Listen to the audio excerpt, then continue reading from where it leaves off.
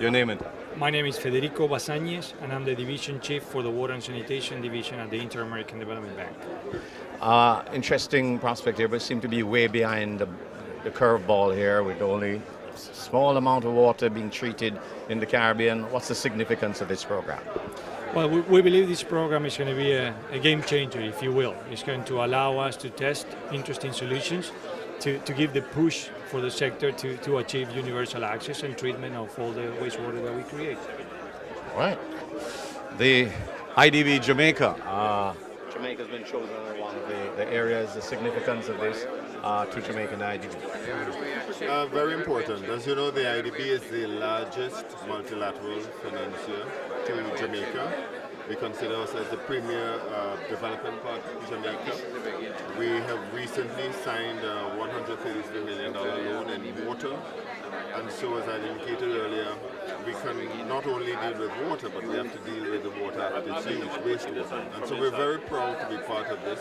We're financing other schemes within the region. And we consider this really an important part of our activities here in Jamaica. I guess I'll ask you to give me your name now and your title. Yes, indeed. I'm Ansel Brewster. I'm the country representative of the Inter-American Development Bank here in Jamaica. Thank you so much.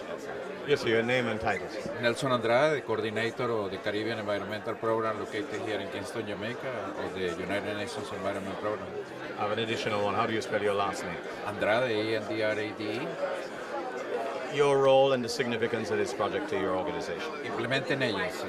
We have been discussing this with my colleague from the JEF and lately with the IDB, and this is a unique model that we are going to be implemented here in the Caribbean region. As you can see, needs with the money and the social component now of the bankers looking after the well-being of the population in the region. Unique, my friend. This is going to be something that we are going to be very well involved because it could be a lot of meaning for the sustainability economic of the wider Caribbean region. Very well. Mr. Minister. Oh, well, you just took away my question. All right, that's right. No, I'll have you first. You read out some chilling figures. Yeah. I mean, I don't even want to go to the beach anymore, drink water anymore, or anything, because it's the significance of this program in the scheme of things. Tell me about it. Of the utmost importance. Michael, you know, one of the things I've found since assuming this particular office and portfolio is the fact that a lot of Jamaicans do not know or understand what is happening in terms of wastewater. The whole business of the disposal of sewage, solid waste, anything at all. Regulations that exist are not utilized, and several are to come into being. And certainly one of the aspirations of this new portfolio is initially to educate Jamaicans.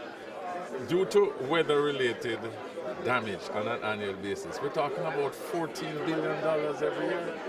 You saw they say we're due for a mammoth earthquake. Remember in Haiti, in 35 seconds, just under 300,000 persons died. So if I'm really going to do anything in this ministry, and we have received a lot of commendation for the fact that climate change is now part of the naming of our ministry. And we're going to endeavor our utmost to see to that Jamaicans become more aware.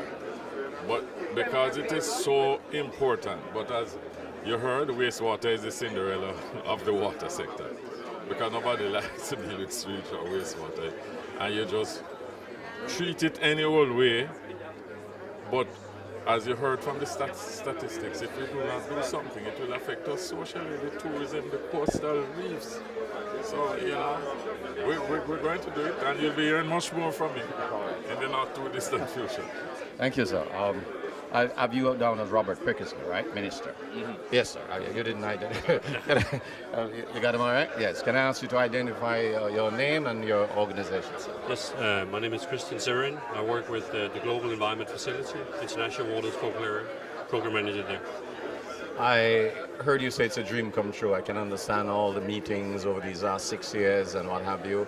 Give me a sense of your feeling and in nuts and bolts, what it will mean to the average man on the street. Well, this is going to be a game changer, I think, because we are going to be able to focus, $20 million may sound like a lot of money, but if we can actually change the way and the behavior, maybe even have utility reforms, then it's going to mean, hopefully in a few years, in Jamaica and other countries, we will see the average person, like you said before, you can actually go down and swim without getting any diseases. We need to focus on this. It has been, and it's very hard to do when you have a system up running, you have a city built. Then how do you do utility possible? It's been done in other countries. We just need to get the right understanding, and it's not only about changing the politicians only. We need to change the way I behave as a vacationer here, or how like my countrymen that lives up in maybe in Portland or in any other place in the Caribbean, how do they act? How do they deal with the local, just the sewage, the solid waste? I mean, it's very simple mechanisms. There was a very successful project here that just stopped a few months ago called IWCAM with UNEP as implementation agency.